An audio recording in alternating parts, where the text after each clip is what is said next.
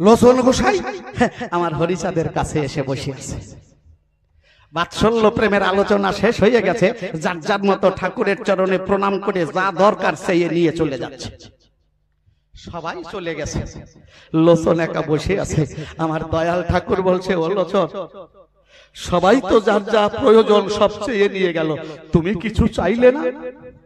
লোচন করেছে বর্ণনা, আমি তোমাকে প্রাণ ভরে একটু দর্শন করছি, আমার কিছু চাওয়া লাগবে না। হরিচাঁদ বলল, না লোচন, আজ তুমি আমার কাছে কিছু চাও, আমাকে তো তুমি দেখার অধিকার পেয়েছো, তুমি তো দেখেছো, কিছু চাও, তুমি যা চাবা তোমাকে তাই দেব। লোচন গোসাই কামজিনী চেহারা যার, সবার চাইতে দেখতে সুন্দর হচ্ছে কামদেব। লোচন গোসাইয়ের চেহারার কাছে কামও যেন লজ্জা পাইয়া যায়, এত সুন্দর চেহারা লোচন গোসাইয়ের। তাই লোচন গোসাই বলছে, ঠাকুর, যদি আমার বাসনা পুরাইতে তোমার একান্ত আকিঞ্চন কথা লাও, আমার এই সুন্দর শরীরটা তোমার নাম করার পথে অনেকটাই বাধা হয়ে দাঁড়ায়, আমার সর্বাঙ্গে তুমি কুষ্ঠ ব্যাধি দিয়ে ভরিয়ে দাও। হরিচাঁদ বলল, লোচন, কি চাইলি? বলে, ঠাকুর, আমাকে কৃপা করো, তুমি আমার এই সর্বাঙ্গে কুষ্ঠ ব্যাধি দিয়ে ভরে দাও। কেউ যেন আমার দিকে না চায়, কেউ যদি আমার কাছে না আসে, আমার মনে আছে ভাবো, আমি মনের আনন্দে চোখের জলে দেখেছেন বাবা হরিভক্ত। এই লোচন গোসাই দেখতে দেখতে সর্বাঙ্গে কুষ্ঠ ব্যাধিতে আক্রান্ত হয়ে পড়ল। ব্যাধিতে যেন আঙুলগুলো খসে খসে গিয়ে একদম এমন হয়ে গেছে, হাত দিয়ে কিছু ধরার মতো পরিস্থিতি থাকলো না। লোচন গোসাই লড়াইলে পাশে এক ভক্ত ছিল, ভক্তের বাড়িতে গেল। তারা স্বামী স্ত্রী দুইজন। স্বামী গুরুদেবকে খুব ভালোবাসে, কিন্তু স্ত্রীর মনে একটা গুঞ্জন, সবার গুরুদেবকে দেখতে কত সুন্দর, আর আমার গুরুদেব, তাকে তার দিকে তাকানো যায়, সারা গায়ে কুষ্ঠ ব্যাধি। তা লোচন গোসাই গিয়ে বলছে, বাবা, আমার বড় ক্ষুধা লেগেছে, কথা লোভে আমাকে কিছু খাবারের ব্যবস্থা করে দিবি? তার শিষ্য ছেলে বলছে, বাবা, তুমি একটু অপেক্ষা করো, আমি তোমার মা ঘাটে আছে, ডেকে নিয়ে আসি। তা ঘাটে গিয়ে বলছে, শুনছো, বাবা এসেছে, তাড়াতাড়ি ঘরে এসো। কে বাবা? সব শোনার পরে বউটার মন একটু মলিন হয়ে গেছে।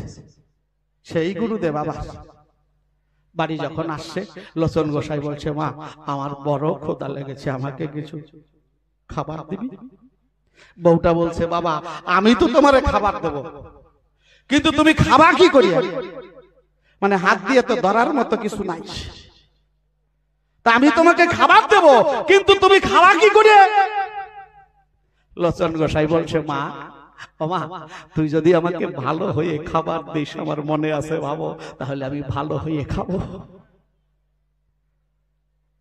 ওই শিষ্য মেয়ের মনের মধ্যে একটা আগ্রহ জেগেছে, তাই তো বাবা বলল, আমি যদি ভালো হয়ে তাকে খাবার দেই, তাহলে বাবা ভালো হয়ে খাবে। রন্ধনশালায় গিয়ে ধূপ প্রদীপ জ্বালাইয়ে মনের মধ্যে ভক্তির প্রদীপ জেলে সাষ্টাঙ্গে প্রণাম করে নিবেদন করেছে, হে দয়াল হরি, আজ আমি গুরু সেবার জন্য রান্না করব, আমার এই সেবার দ্রব্য যেন আমার গুরুদেবের সেবায় লাগে। চোখের জলে ভেসে ভেসে সত্যি সত্যি ভালো হয়ে রান্না করেছে। এখন গুরুদেবকে বসতে দিয়ে সেবার থালায় এনে যখন দিয়েছে, সাষ্টাঙ্গে প্রণাম করে বউটা বসে আছে।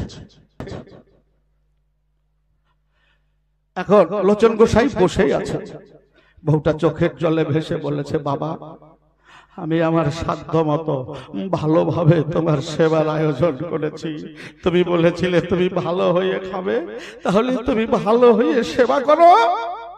যখন এই কথা বলল, লোচন গোসাই ভাসিয়া চোখের জলে হুঙ্কার দিয়ে জয় হরি বল, হরি বল বলে যখন হরিচাঁদকে করিল শরণ, দেখতে দেখতে কাম জিনিস চেহারা দর্শন করে তখন বউটা চিন্তা করে, তাই আমি অহেতুক এই গুরুদেবের উপরে এমনি ভাবে মন সরাইয়ে রেখেছিলাম।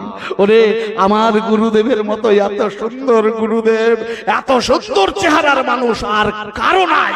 তাই আমি একা দেখে আনন্দ পাবো না, অন্তরে করি ধারণা প্রতিবেশিনীদের একটু এনে দেখাই।